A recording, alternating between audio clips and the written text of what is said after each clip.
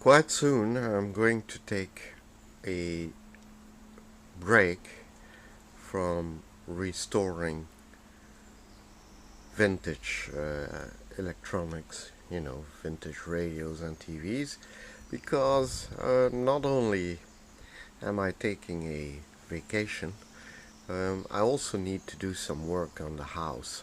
And unfortunately, I can't marry both. So this time, unfortunately, I will have to give precedence to the house and not so much to the vintage stuff I like to restore. Nonetheless, I don't want to leave you guys, to leave you on your hunger.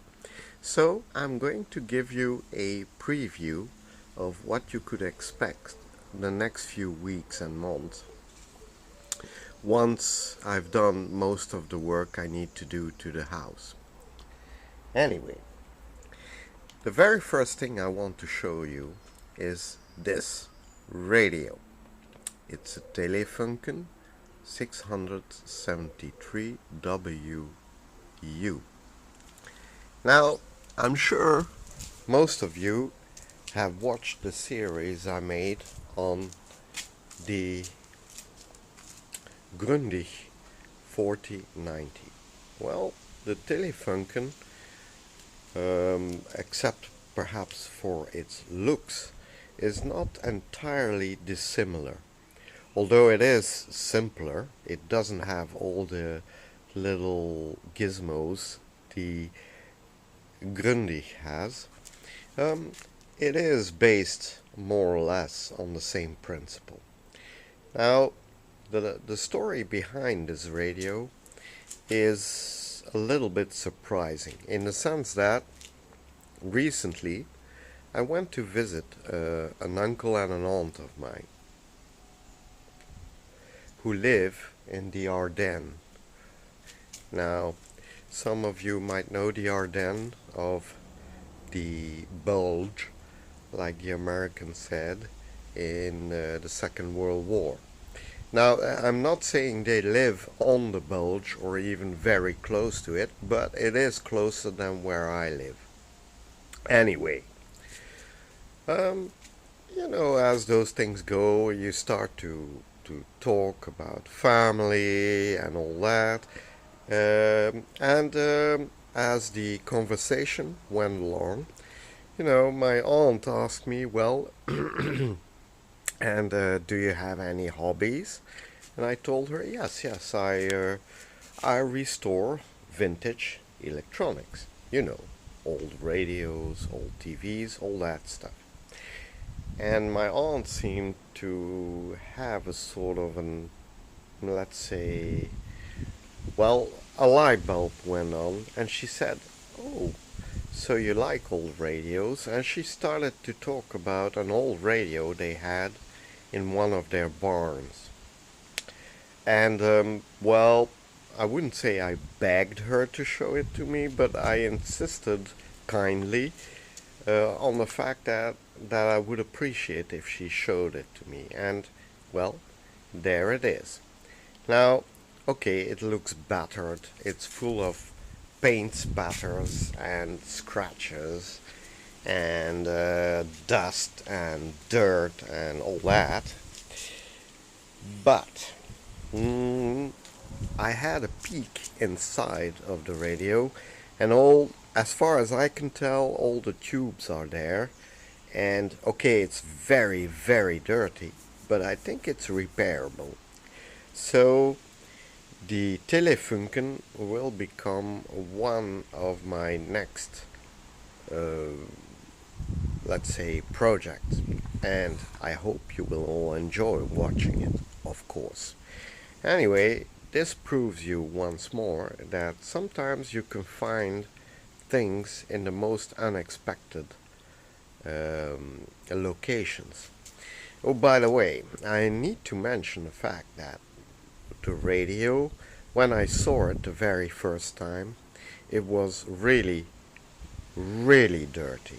And I mean, there was not, and I'm not exaggerating, there was probably half centimeter of dust and cobwebs, and there were all sorts of old empty jars and paint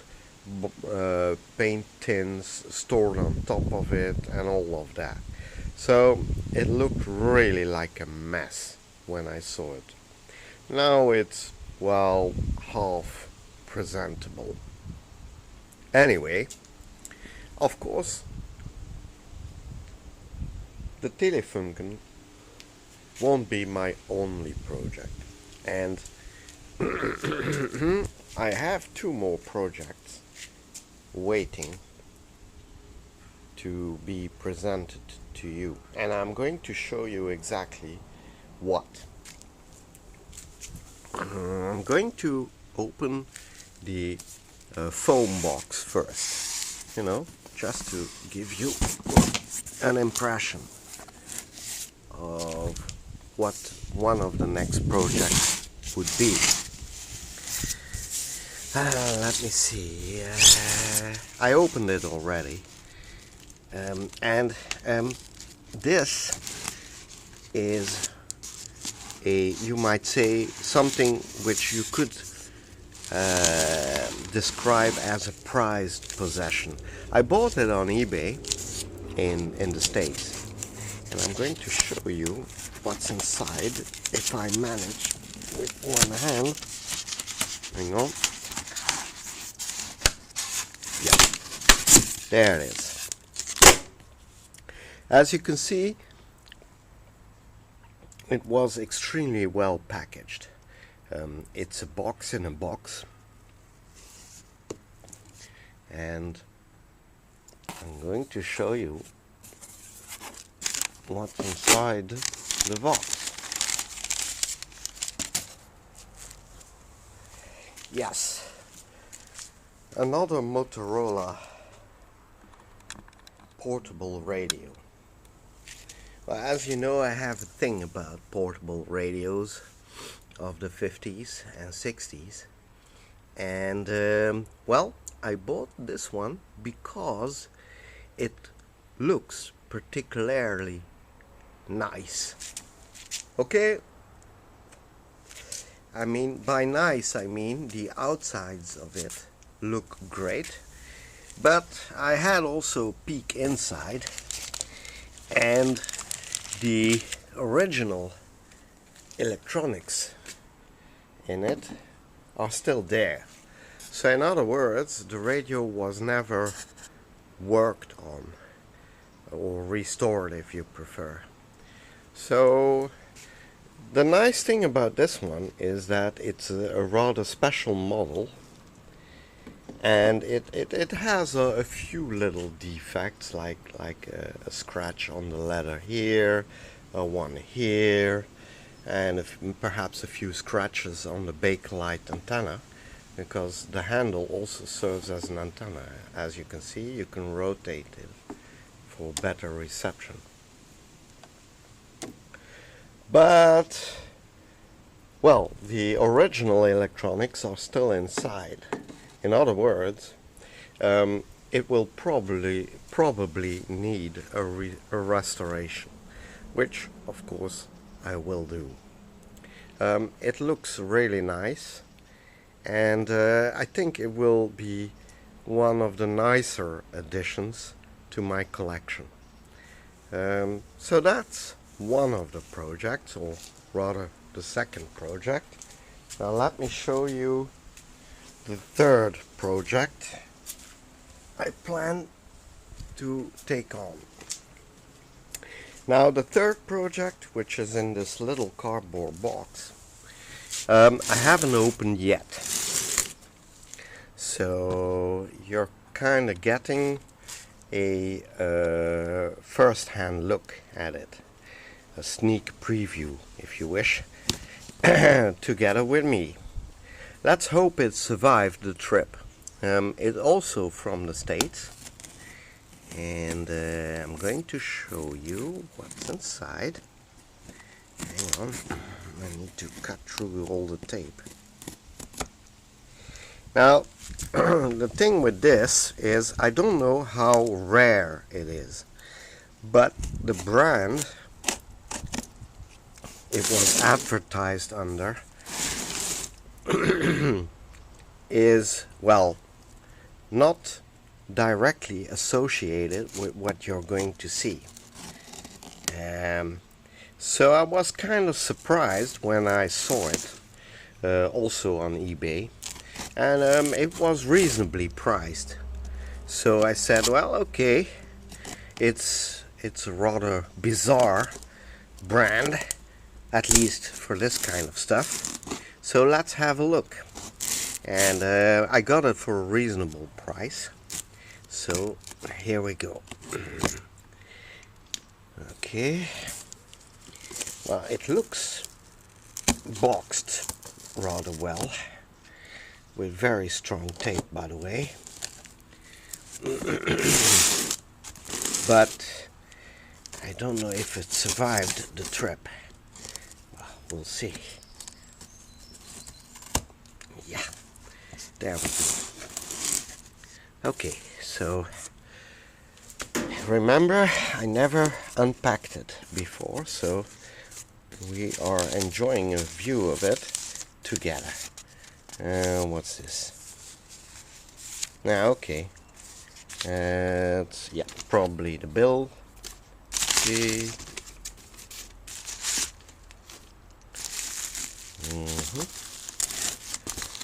Yeah, well, it's not a box in a box, but, well, I suppose it will have survived. Let's see. Okay, hang on.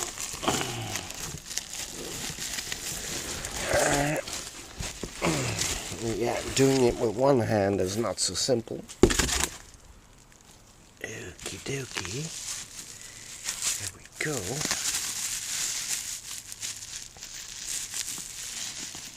Maybe some of you will have guessed already what it is, but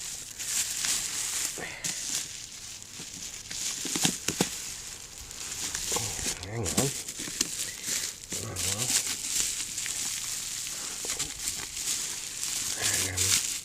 It's not as easy as it looks.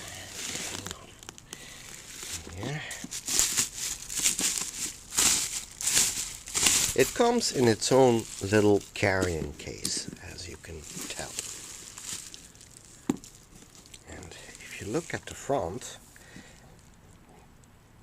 maybe some of you already guessed what it is.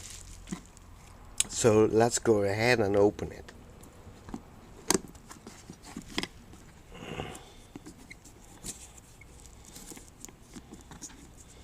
The carrying case is the original one that went with it.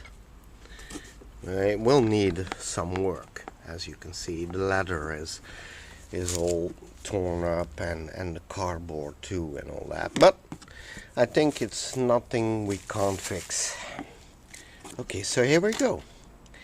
And there you are. This is what I bought. Okay, come on. Yep. It is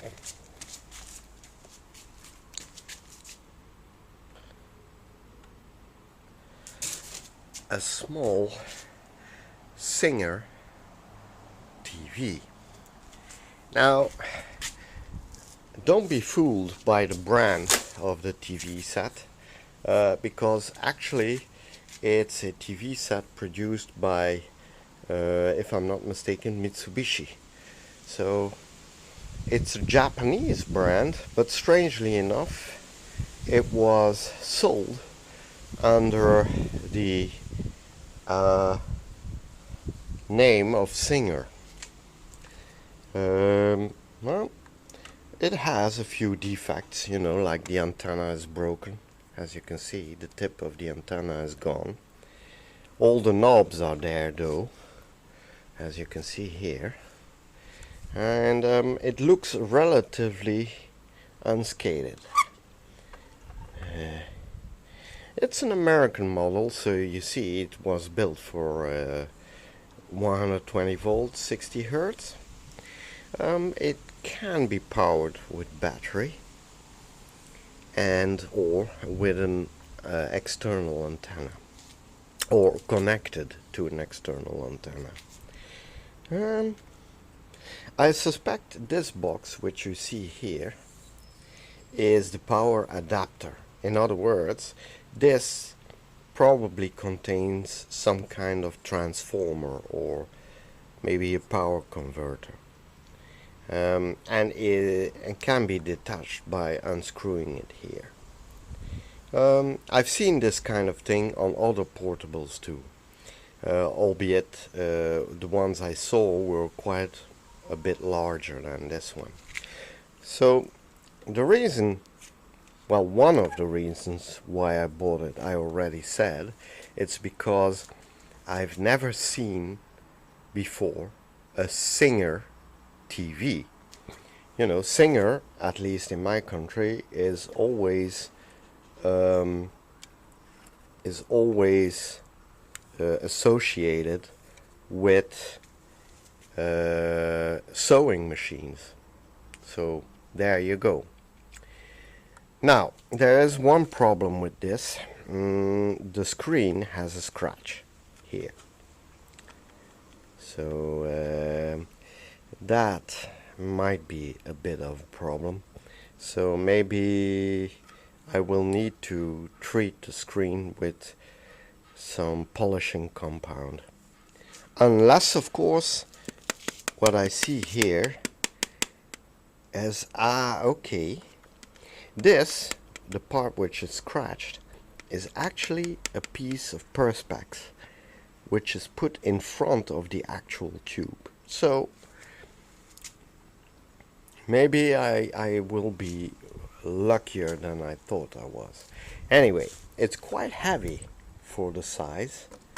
Oh yeah, it's I would guess it weighs 4 pounds, something like that, maybe 3, which is still quite heavy for such a small thing. Well, I bought it because it's small too, and so not only for its brand or for its looks, but also because it's small and I can store it easily in my house. You know, I don't have a barn like my uncle and aunt have, but yes, I like it. And what I like even more is the fact that it comes with its own little carrying case, as you can see here. And it also comes with a few extras, as you see here. Okay. Oh, that's nice. So I do have a power cord after all. I also have an earphone. And I have the end of the antenna that broke off. Great. Fantastic. There's also paper included. I don't know what it is, but it might be a schematic. Let's have a look. Hang on. I have to do it all with one hand. Hang on. Okay, there you go. Okay, so the TV came with all its small accessories and even with an instruction sheet how to use a battery pack. Of course, the battery pack isn't included with the TV. Anyway, that's it for now. You know what to expect, and well, as soon as I finish all the jobs inside the house, I'll be back with other updates.